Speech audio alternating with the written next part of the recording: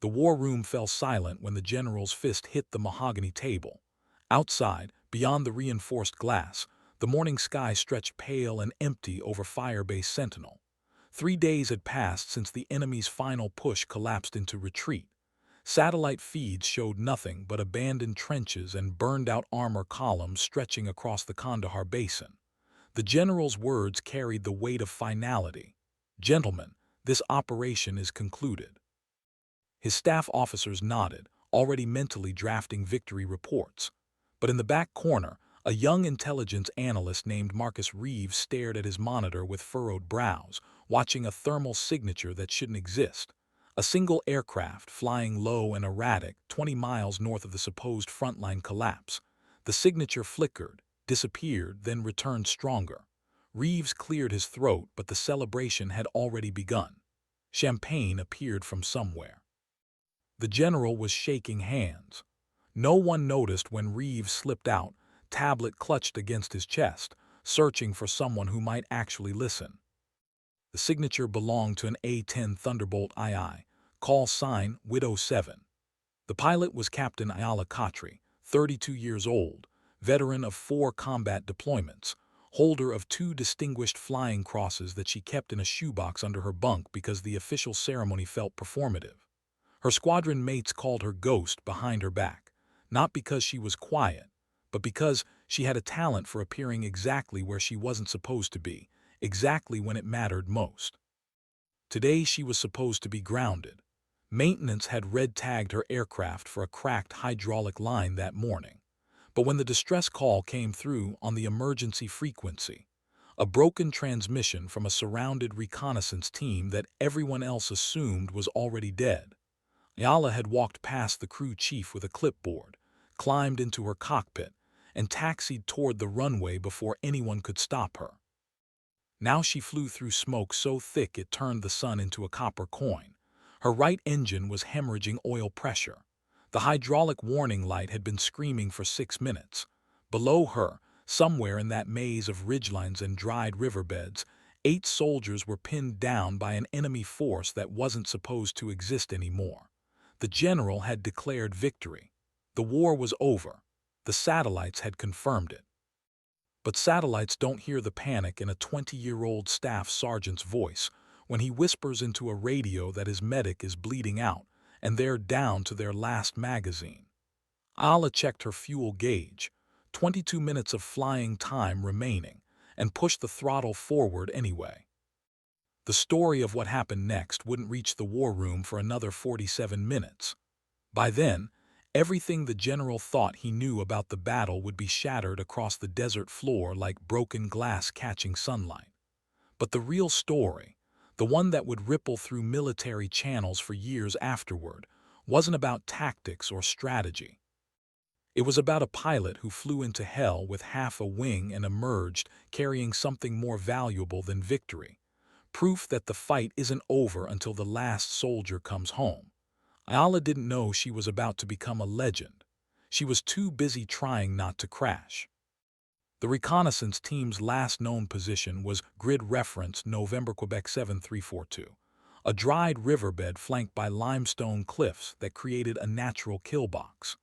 Staff Sergeant David Ochoa had led his team into the area on what should have been a routine sweep for enemy caches. Instead, they'd stumbled into a regiment-strength force that intelligence had written off as dispersed. Ochoa's first contact report came at 0600 local. Jackpot 6, Reaper 2-1, troops in contact, multiple technicals with heavy weapons, requesting immediate air support. The response had been bureaucratic silence. The air tasking order showed no available aircraft. The general's staff was already planning withdrawal operations. Ochoa's team went from priority target to acceptable loss in the span of a single staff meeting they'd never know happened. Ayala heard the call because she'd never turned off her personal radio, a habit that had earned her 3 formal reprimands and saved 11 lives over 4 deployments. She was in the pilot's lounge, halfway through cold coffee when Ochoa's voice crackled through. Any station, this is Reaper 2-1 on guard frequency. We are 9 souls, danger close on 3 sides, 1 urgent surgical. If anyone can hear this, we are. the transmission dissolved into static and gunfire. Ayala was moving before the static cleared. She didn't ask permission because she knew what the answer would be. The operations officer would cite the maintenance grounding. The air boss would reference the general's stand-down order. Someone would mention proper channels. By the time proper channels processed the request, Reaper 2-1 would be a grid reference on a casualty report. Her crew chief, a gray-haired master sergeant named Wallace who'd been turning wrenches since before Ayala learned to drive, tried to block her path to the aircraft. "Captain, that hydraulic line could blow any second. You lose pressure at altitude, you're done." Ayala met his eyes and said something that Wallace would repeat in bars for the next decade. "Then I better stay low." She signed the maintenance override herself, assuming full responsibility. Wallace watched her pre-flight the Thunderbolt with economical precision, checking weapons loads twice, adjusting her survival vest, tightening her harness until it hurt. He'd seen 1,000 pilots in his career. The great ones all shared a quality he couldn't name but recognized instantly. They flew like they were already haunted by the people they might fail to save. They rolled down the runway trailing a plume of blue smoke from the damaged engine. Tower control called out the abort command twice, but Ayala was already rotating, gear coming up, banking hard north toward the mountains. The Thunderbolt wasn't elegant. It was a flying gun wrapped in titanium bathtub armor, designed to absorb punishment and keep flying. Today it would need every ounce of that ugly resilience. The mountains rose like broken teeth against the pale sky. Ayala flew the ridgelines at 300 feet, low enough that her turbofan engines echoed off canyon walls, turning her approach into a sustained thunderclap that announced her arrival miles before she reached the target area. She wanted the enemy to hear her coming. Fear was a weapon too, and the A-10's distinctive sound, that deep turbine howl paired with the promise of the GAU-8 Avenger 30mm rotary cannon, had broken enemy formations before the first round fired. She checked her armament panel. Full load on the cannon, 4 Maverick missiles, 2 rocket pods. Enough to make a difference. Maybe enough to buy Reaper 2-1 the time they needed. "Reaper 2-1, Widow 7, I'm inbound your position 5 minutes out. Pop smoke if able, acknowledge." Silence answered her. Ayala's jaw tightened. Either they were too suppressed to respond or their radio was dead. Or they were dead. She pushed that thought down into the place where all the other dark possibilities lived, the mental compartment every combat pilot builds to stay functional. The oil pressure on her number 2 engine dropped another 10 psi. A newer pilot might have turned back. Ayala adjusted her fuel mixture and kept flying. The riverbed appeared through a gap in the smoke, a pale scar cutting through darker terrain. Ayala rolled inverted for 3 seconds to get a better look at the geometry below, an old fighter pilot trick that gave her brain a clearer picture of the tactical situation. 3 technical vehicles formed a loose semicircle on the high ground, their machine guns raking the riverbed where Reaper 2-1 had taken cover behind a cluster of boulders. She counted muzzle flashes, at least 40 enemy combatants, maybe more in the dead ground. No smoke from the American position. They were either conserving resources or past the point of signaling. Ayala rolled level and made her decision in the time it took her heart to beat twice. "Reaper 2-1, Widow 7 is running in hot from the south. Keep your heads down." She didn't wait for acknowledgement. The A-10 dropped like a falcon, airspeed building past 300 knots. Her targeting pipper settled on the leftmost technical. The Maverick missile's seeker head locked with a tone that vibrated through her helmet. She squeezed the trigger. The missile leaped off the rail trailing white smoke, covering 800 meters in 2 seconds before it converted the technical and everyone around it into a fireball that rolled orange and black into the morning air. The explosion's shockwave rocked her aircraft. She was already banking hard, lining up the second target. Another Maverick away. Another vehicle erased from existence. The third technical tried to run. Ayala let it get 50 meters before she brought the GAU-8 to bear. The Avenger cannon fired with a sound like God tearing canvas. 65 rounds per second, each one the size of a beer bottle, depleted uranium penetrators designed to kill Soviet tanks.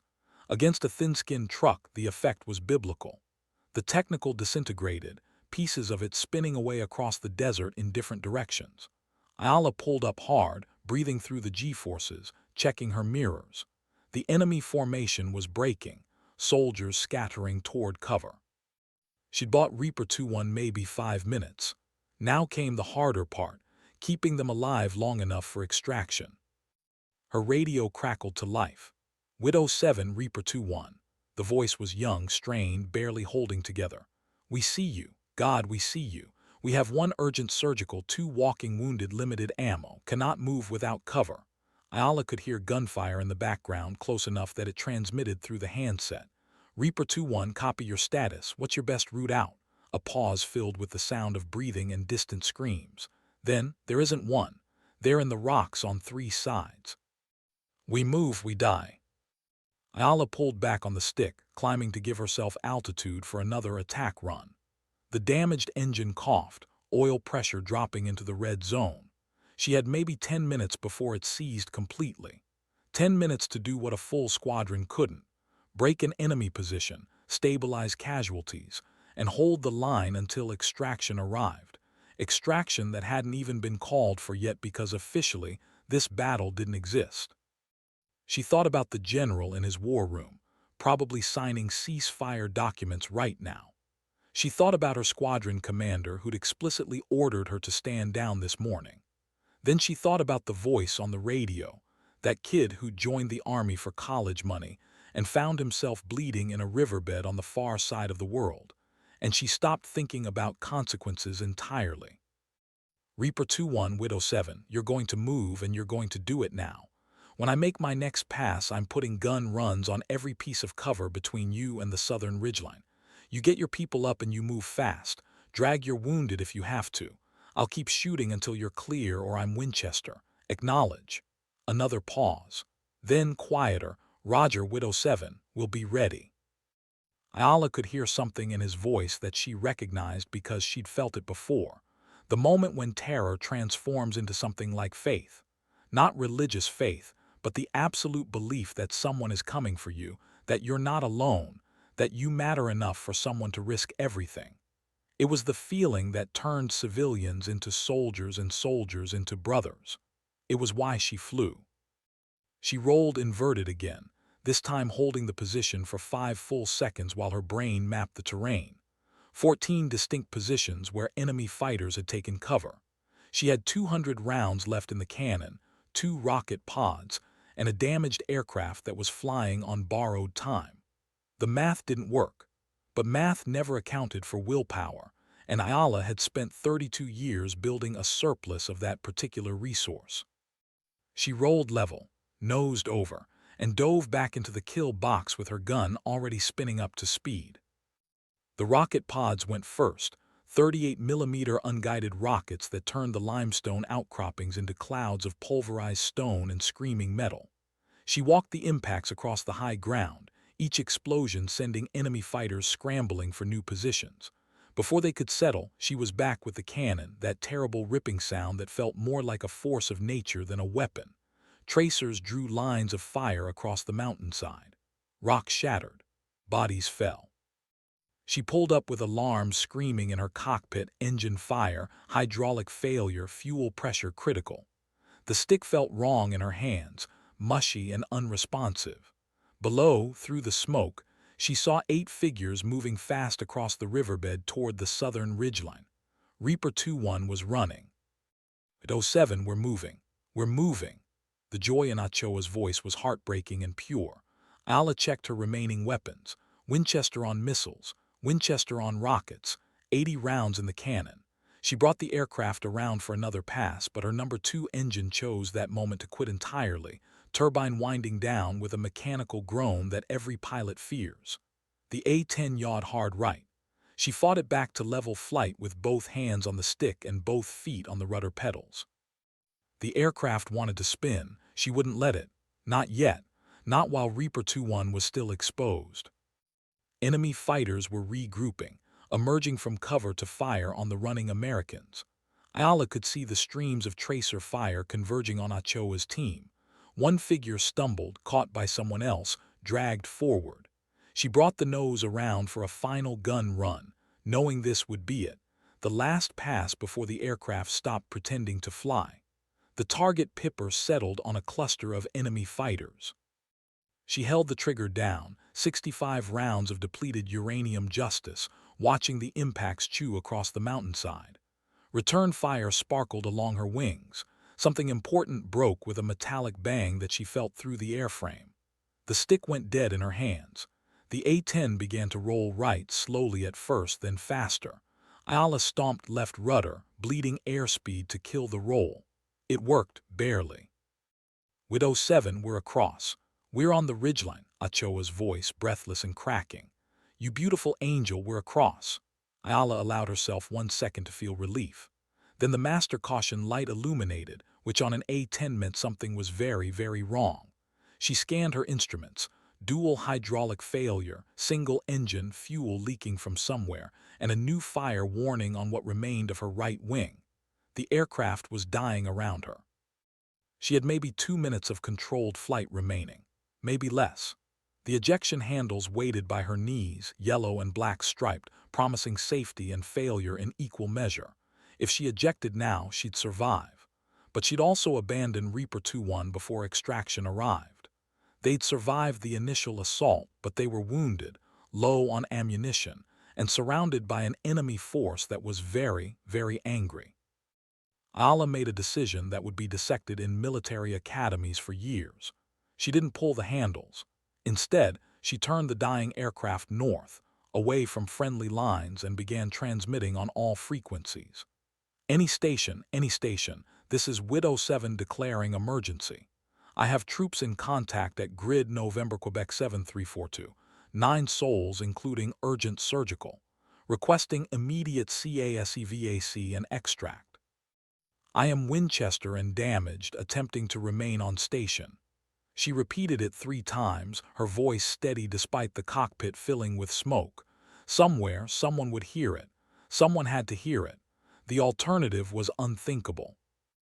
Firebase Sentinel's war room had moved past celebration into paperwork when Marcus Reeves burst back through the door, his tablet held up like a shield. Sir, we have an active firefight. Captain Khatri is on station, declaring emergency, requesting extract for a surrounded team. The general looked up slowly, his pen frozen mid-signature. Captain who? Reeves's voice gained strength from desperation. Khatri, sir. Call sign WID 07. She's been on station for 18 minutes engaging enemy forces. She's requesting CASEVAC for Reaper 2-1. Someone in the back of the room muttered, Reaper 2-1 is dead. We wrote them off this morning. The general's face underwent a transformation. The satisfaction drained out of it, replaced by something harder to read. He stood slowly, walked to the display screen where Reeves had pulled up the tactical feed. A single aircraft icon, labeled W7, circled a position 20 miles north of where all the maps showed nothing but empty desert. The icon was flashing red. Emergency status. The general's voice came out quiet and dangerous. Someone explained to me how a pilot in a grounded aircraft is providing close air support for a team we declared unsalvageable. No one answered. No one could. The general turned to his operations officer. Get me SAR airborne now. Full extraction package. And somebody find out who the hell Captain Khatri is and why she's fighting a war I already ended. But Ayala wasn't thinking about generals or war rooms anymore. She was thinking about fuel, which she had almost none of, and time, which she had even less. The A-10 was holding altitude through sheer stubbornness and aerodynamic principles that shouldn't apply to something this damaged. She'd shut down every non-essential system, routing all remaining electrical power to keep her radios alive. The smoke in the cockpit was thicker now, acrid and oily. She flew with one hand while the other stayed near the ejection handle, a compromise between duty and survival instinct. Below, Reaper 2-1 had fortified a position on the ridgeline, but enemy forces were maneuvering for another assault. She could see them moving, dark shapes against pale stone. She had no weapons left to stop them. Widow 7, Reaper 2-1, Ochoa's voice steadier now. We can see you trailing smoke. You need to get out of here. Ayala almost laughed, almost. Reaper 2-1, I'm staying until your ride arrives. That's non-negotiable. A longer pause, then you're crazy, you know that. This time Ayala did laugh, a short bark of sound that hurt her throat. Yeah, I've been told. She checked her fuel gauge, 7 minutes remaining. The extraction birds would need at least 12 minutes to reach this position, even flying at maximum speed. The math was simple and brutal. She couldn't stay until they arrived. The aircraft wouldn't last. She would have to eject into enemy territory, unarmed and injured, and hope someone reached her before the enemy did. Unless she could think of something else. Ayala looked at the dying aircraft around her, at the instruments that were systematically failing, at the smoke that was getting thicker. Then she looked down at the enemy fighters who were regrouping for another assault on Reaper 2-1's position. An idea formed, terrible and perfect. The weighed 23,000 pounds empty, more with remaining fuel and unexpended ammunition. It was essentially a flying tank, armor-plated and dense. Density multiplied by velocity equaled force. Force applied correctly could reshape a battlefield. She did the calculations in her head, factored in her remaining fuel and airspeed and the angle of approach she'd need. It would work. Probably. Maybe. The phrase acceptable risk flashed through her mind, and she realized she'd become the kind of pilot who thought in terms of acceptable risks when describing her own death. She keyed her radio one more time. Reaper 2-1, Widow 7. When I make my next pass, I need you to move back to the riverbed, fast as you can. Don't ask questions, just move. Ochoa's response came slowly, confused. Widow 7, we're secure on this ridgeline. Why would we? Ayala cut him off. Because I'm about to make a very large crater exactly where you're looking right now, and I need you far away from it. You have 2 minutes. Move. She didn't wait for acknowledgement. She banked the aircraft east, gaining what altitude the dying engine would give her, positioning for one final approach. Her hands were steady on the stick. Her breathing was controlled. She thought about her parents in Seattle, who never understood why their daughter kept volunteering for deployments. She thought about her squadron mates who'd probably feel guilty about this for years. She thought about a staff sergeant named Ochoa who was going to get to hug his daughter again because of what happened today. Then she stopped thinking and started flying. The A-10 nosed over, gravity and momentum combining to build airspeed. The damaged engine screamed in protest but held together. The enemy position grew larger in her canopy. She could see individual fighters now, see them raising their weapons toward her aircraft. Tracer fire rose to meet her like reversed rain. Rounds punched through her wings. The canopy starred in 3 places. She held the dive, ignoring every instinct that screamed to pull up. At 1,000 feet, her radio crackled. Widow 7, Reaper 2-1 is clear.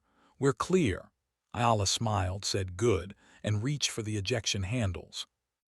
The Martin Baker ejection seat fired with explosive force, rockets beneath her sending her clear of the dying aircraft in a maelstrom of wind and noise and acceleration that grayed her vision.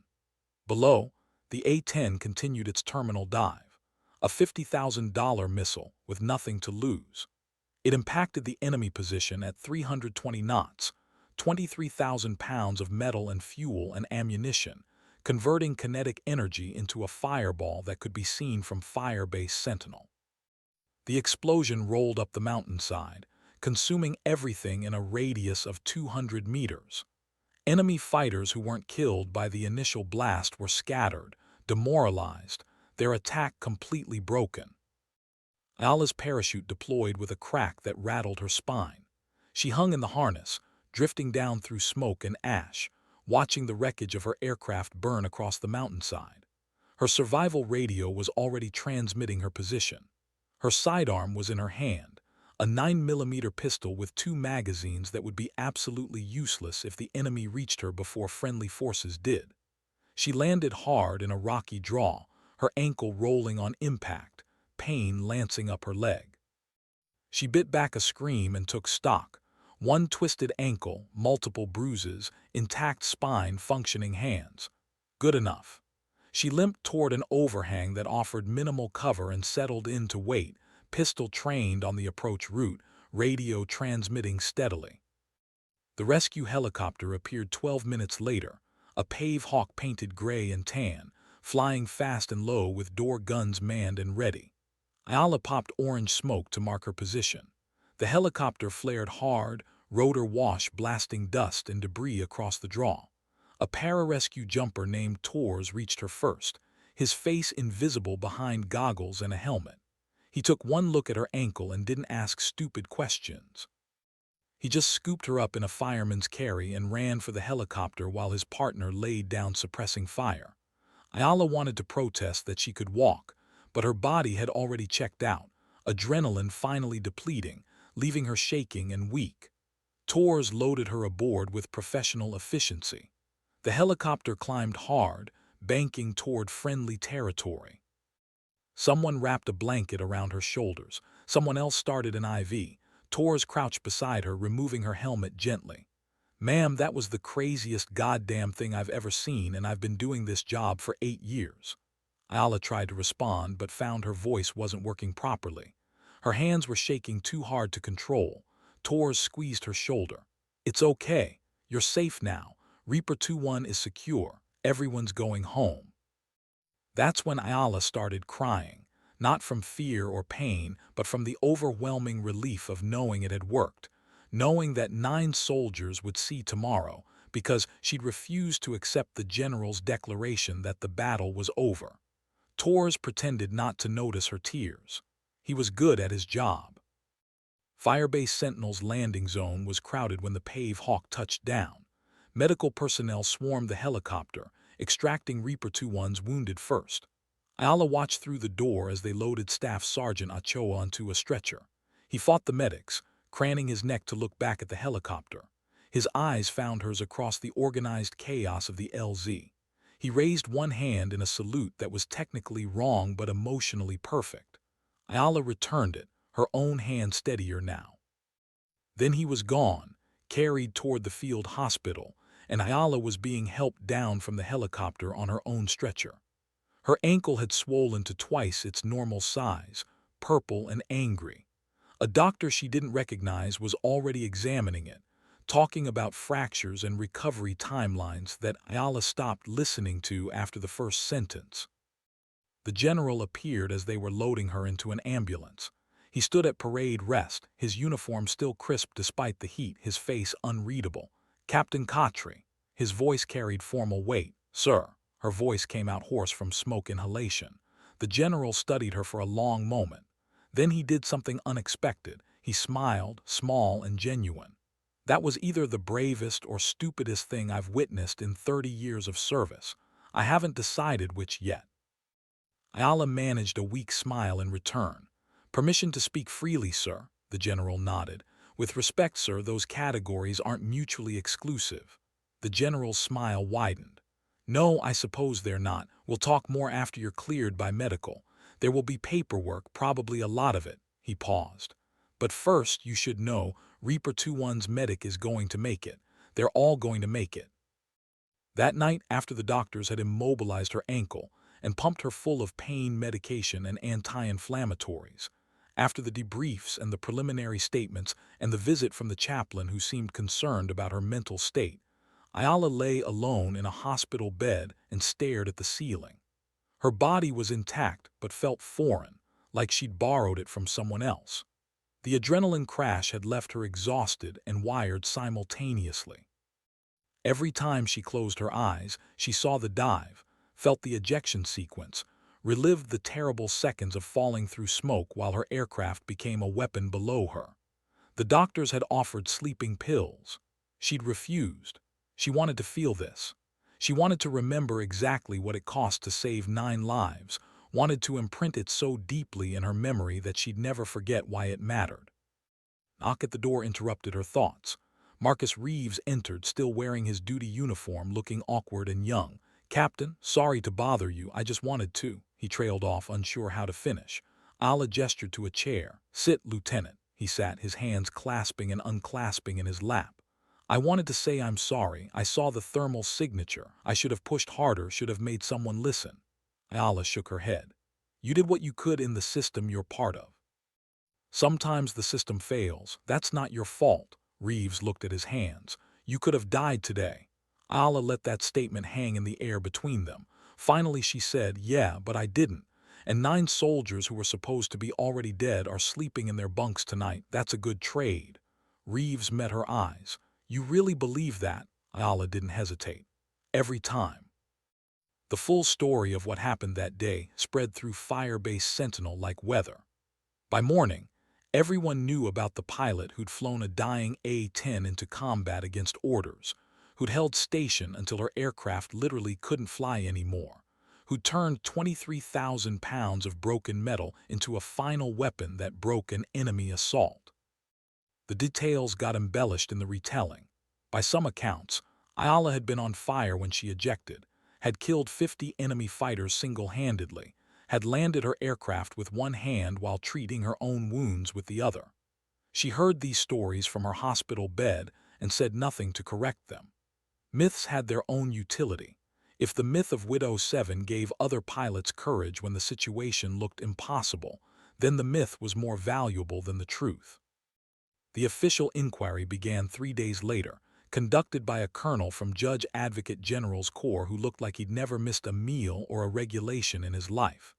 He sat across from Ayala in a commandeered office, recording device between them, and worked through a checklist of questions designed to determine if she'd broken enough rules to warrant court-martial. Had she disregarded maintenance orders? Yes. Had she launched without proper authorization? Yes. Had she engaged enemy forces outside the approved area of operations? Yes. The colonel wrote everything down in neat handwriting, his face revealing nothing. When he finished, he turned off the recorder and sat back. Off the record, Captain. That was extraordinary flying. On the record, he turned the recorder back on. I'll be recommending a letter of reprimand for failure to follow proper procedures. He paused. And also recommending you for the Air Force Cross. The reprimand came first, a formal document that went into her permanent file noting her willful disregard for established safety protocols and chain of command. Her squadron commander delivered it personally, reading the words with obvious distaste, then tossing the paper on her hospital table. There's your slap on the wrist. Now let's talk about the important part. He produced another folder, this one containing witness statements from every member of Reaper 2-1, from the pararescue team that pulled her out, from Master Sergeant Wallace who tried to stop her from taking a damaged aircraft into combat. Each statement described what she'd done with varying degrees of awe and technical detail. The squadron commander tapped the folder. This is going all the way up the chain. The Secretary of the Air Force wants to meet you. There's talk of a Congressional Medal of Honor nomination, though that'll probably get downgraded in committee. Point is, Khatri, you're famous now. How does that feel? Ayala looked at the reprimand letter, then at the witness statements. Like paperwork, sir. The squadron commander laughed, genuine and surprised. You know what? That's exactly the right answer. He stood to leave, then paused at the door. For what it's worth, I would have grounded you too. The maintenance report was clear that aircraft shouldn't have flown, but I'm glad you didn't listen. I'm glad you're the kind of pilot who doesn't listen. We need more like you. After he left, Ayala read through the statements slowly, learning things about that day she hadn't known. How Wallace had watched her take off with tears in his eyes, certain he just sent her to die. How Ochoa had described her voice over the radio as like someone's older sister, angry but protective. How the enemy forces had retreated not because of the casualties she'd inflicted, but because they'd never seen anyone willing to crash an entire aircraft rather than abandon her people. The Air Force Cross ceremony happened 6 weeks later at Joint Base Andrews, conducted with military precision and media attention that made Ayala deeply uncomfortable. She stood at attention in her dress blues, ankles still tender in a formal shoe, while a 3-star general read her citation for extraordinary heroism in connection with military operations against an armed enemy.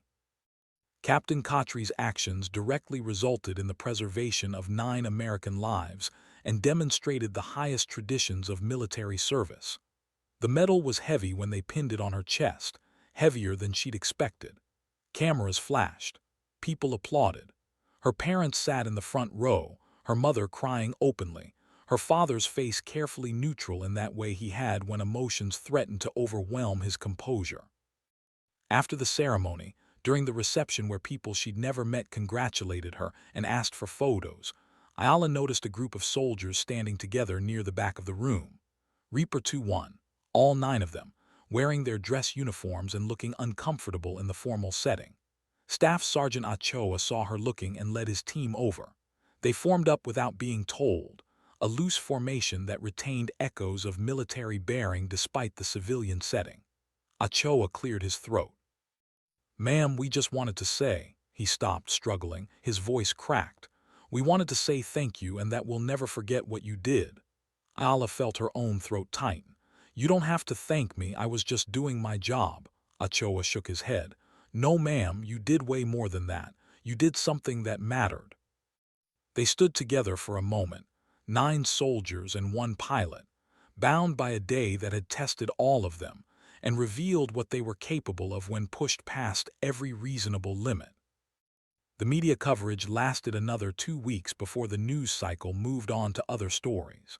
But in certain circles, among fighter pilots and special operations troops, in ready rooms and tactical operations centers, anywhere people understood what it meant to fly into impossible situations with inadequate resources and unacceptable odds, the story of Widow 7 became something like scripture.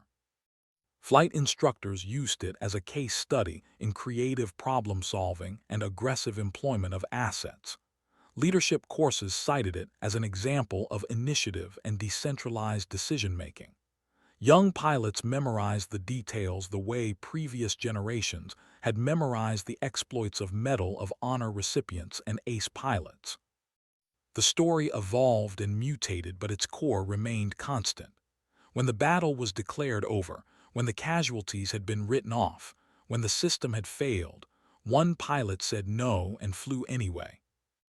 Ayala returned to flight status 4 months later, cleared by medical and psychological evaluations that seemed designed to determine if she developed some kind of death wish.